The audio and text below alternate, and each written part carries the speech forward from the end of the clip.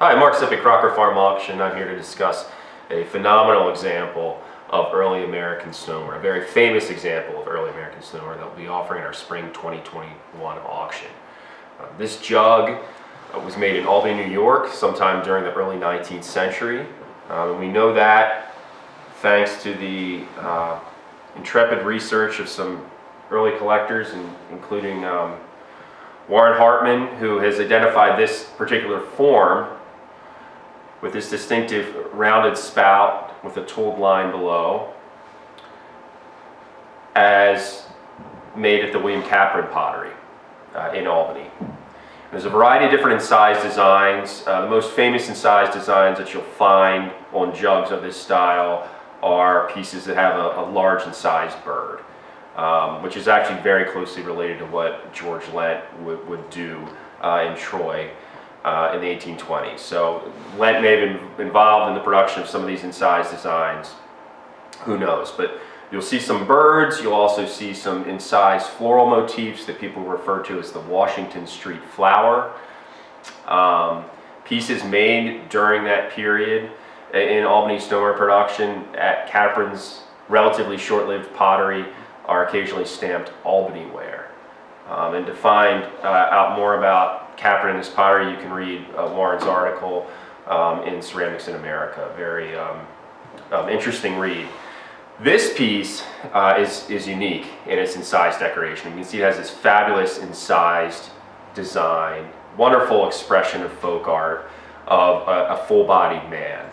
And occasionally you'll see incised profiles, incised heads, that sort of thing in early American stoneware. To see a full-figured human incised on a piece as early as this is exceptionally rare. So you can see this person is actually bending over and sticking his head between his legs. His arms are outstretched. It has this very kind of playful appearance to it.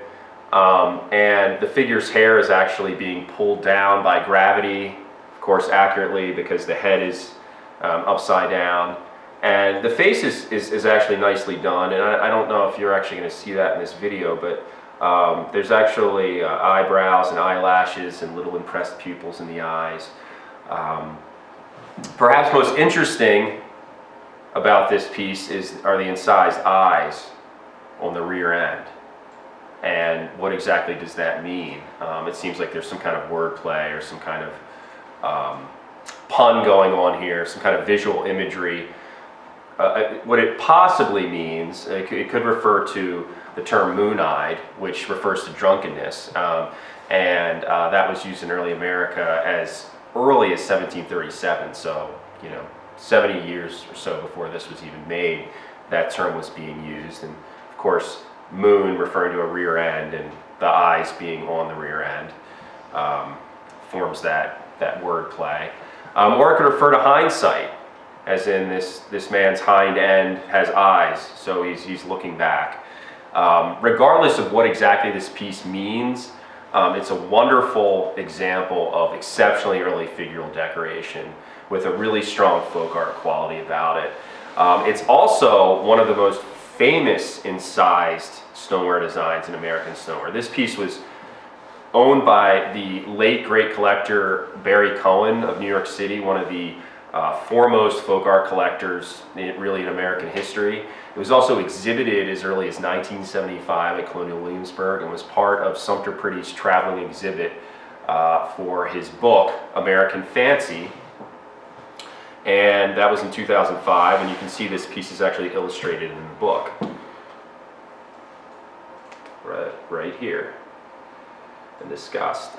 This is a wonderful book. American Fancy was a groundbreaking work that discusses a movement in America, a decorative arts movement that involved certain new ways of looking at things, scientific discoveries, and that sort of thing that led to incredible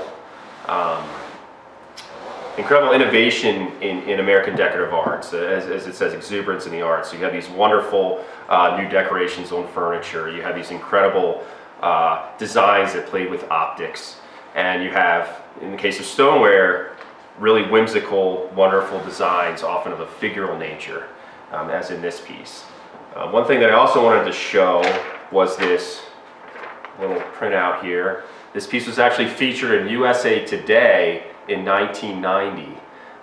So this is one of the few examples of American stoneware that has actually been featured in a really mainstream publication. And this article was discussing how American stoneware was increasing in value even in 1990. And here are two pieces from the Cohen collection. Of course, the famous Elizabeth Crane punch bowl that Cohen owned, considered one of the greatest, if not the greatest, pieces of American stoneware in existence. And then this jug. Cohen was a very fickle collector. He only wanted the best. Besides the Crane bowl and this piece, he also owned a really fabulous Anna Pottery Civil War band jug that is now in a private collection, as well as the wonderful drinking top-hatted man, the drunkard jar with poem on it, that is now in the Weitzman Stoneware collection. To have a piece like this that is not yet locked down in a collection, a museum collection, is quite extraordinary. It's a really important piece with a wonderful history, not just fabulous in a decorative sense, but it also speaks to the collecting of stoneware and the connoisseurship involved with American stoneware in the past several decades. We're very excited to offer this wonderful example in our spring 2021 auction.